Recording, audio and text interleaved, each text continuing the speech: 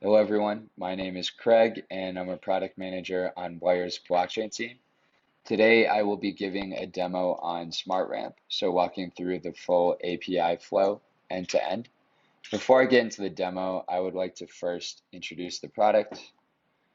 So what is SmartRamp? SmartRamp is a sequence of one or more on-chain transactions executed by Wyre on behalf of end users in order to obtain a pre-specified output.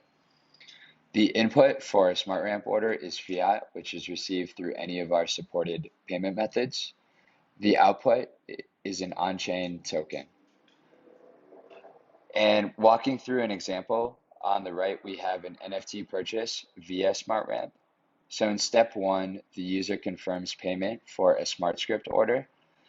Once the fiat is received by Wyre, Wyre then executes smart contract calls on behalf of the user to purchase the NFT. And then the user ultimately receives the NFT in their wallets. So as you can see, the user is able to utilize SmartRamp to purchase an NFT in one transaction using their fiat payment method. SmartRamp as a whole enables users to easily and quickly onboard into the crypto ecosystem while abstracting the complexity that comes with interacting with blockchain. Now going into the demo, I have it split up into different sections. So the first section is creating a SmartRamp order reservation. The next step is placing a SmartRamp order. The third step is authorizing a SmartRamp order. And then the last step is viewing the SmartRamp order details. The first step in creating a SmartRamp wallet order is creating a SmartRamp wallet order reservation. And what this does is it creates an instance of our SmartRamp checkout in which users can place their SmartRamp wallet orders. This is done by making a request to our post orders reserve endpoint.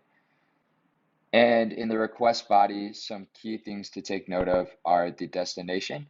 So in this case, the destination is our Nifty Swap Purchase NFT smart script definition.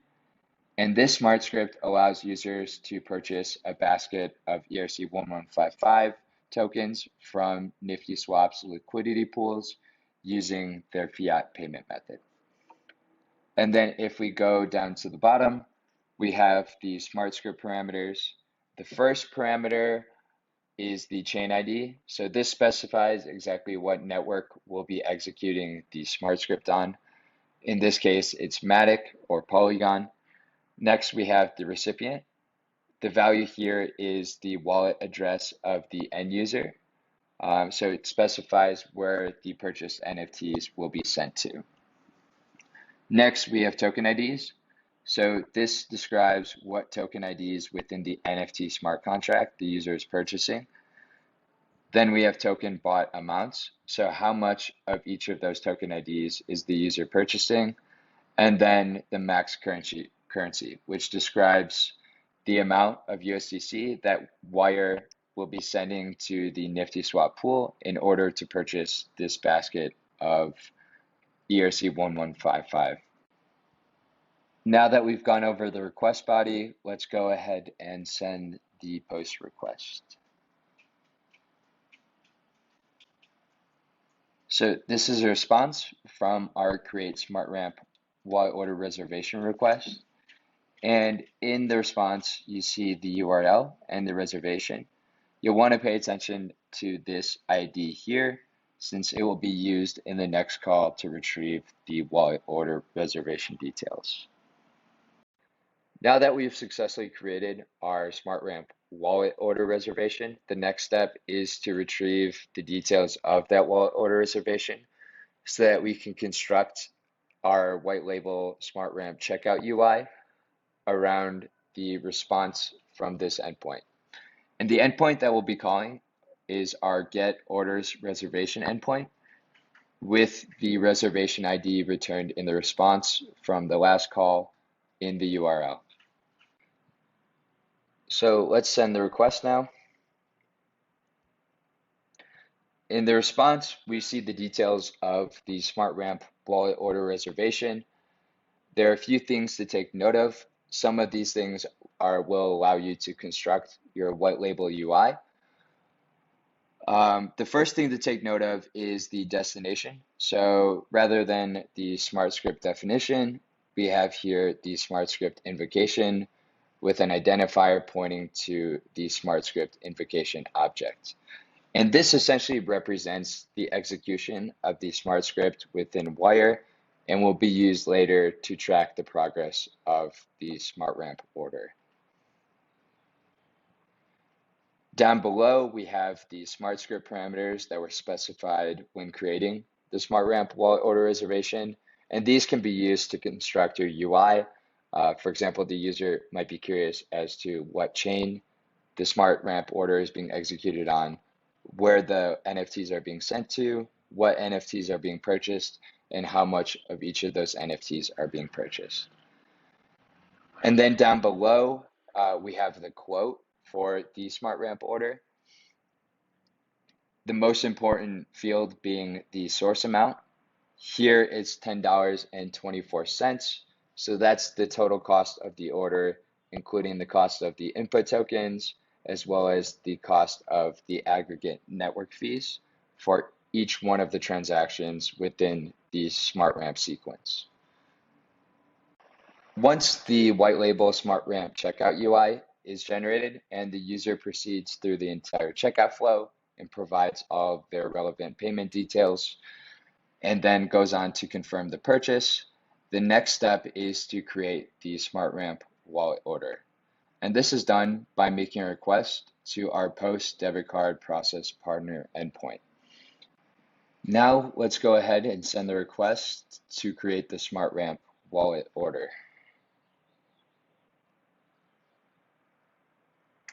So the wallet order has been successfully created. And what we can see here is the wallet order ID, the status of the wallet order, as well as the amount of the wallet order, and the destination of the smart script invocation objects. Once the SmartRamp wallet order has been successfully created, the next step is to pull our retrieve wallet order endpoint to determine whether authorizations are required to complete the wallet order.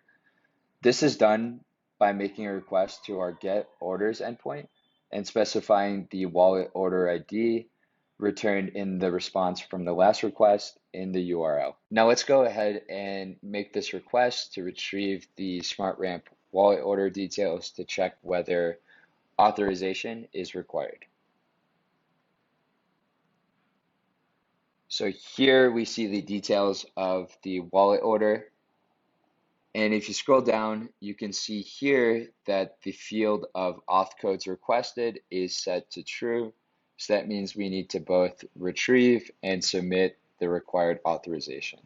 In order to retrieve the required authorization, what we have to do is make a call to our get authorization endpoint, the endpoint being debit card authorization, and then the ID of the wallet order.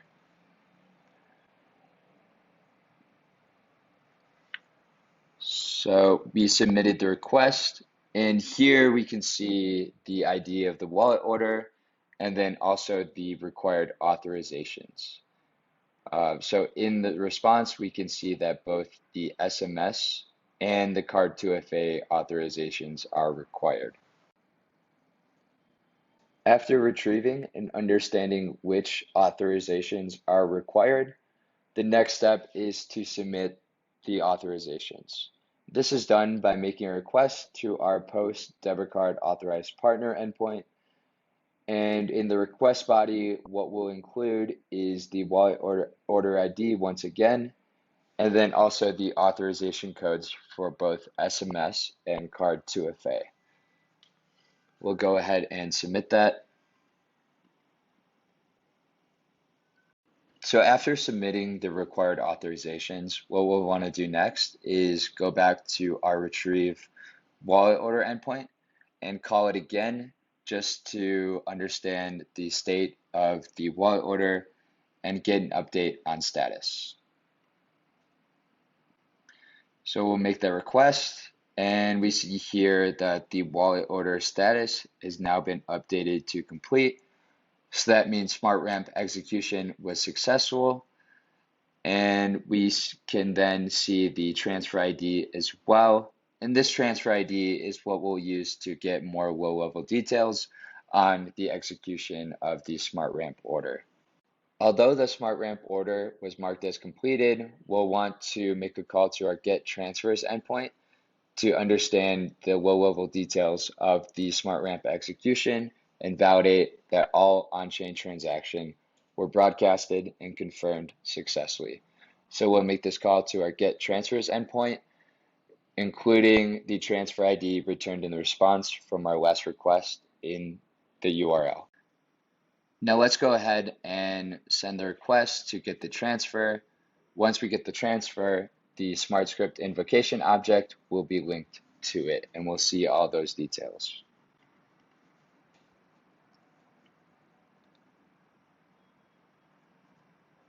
So the request was successful, and now we see the details of the transfer. We can see the ID here, the status, and then if we scroll down, we can see the details of the SmartScript invocation object.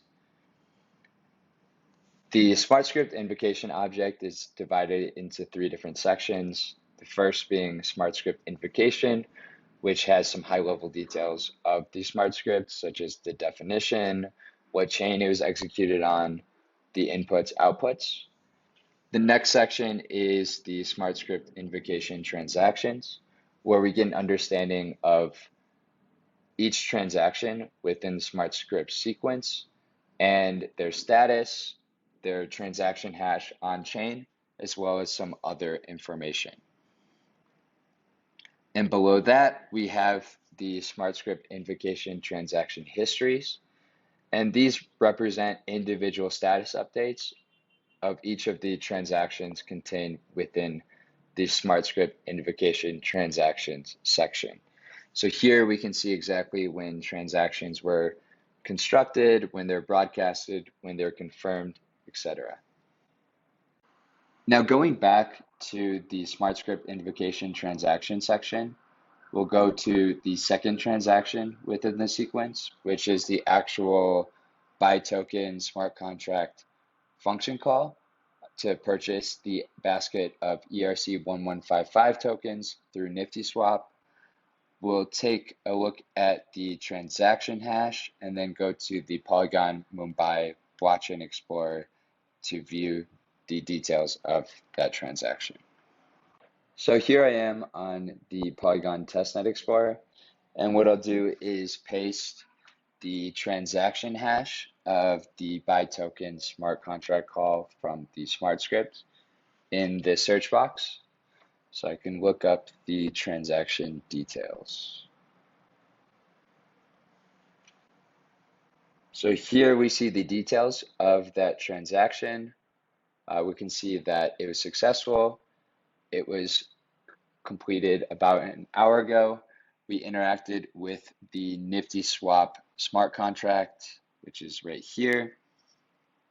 And then also the transaction included the input token USDC, which was funded by Wyre. And then if we go to my hot wallet on testnet,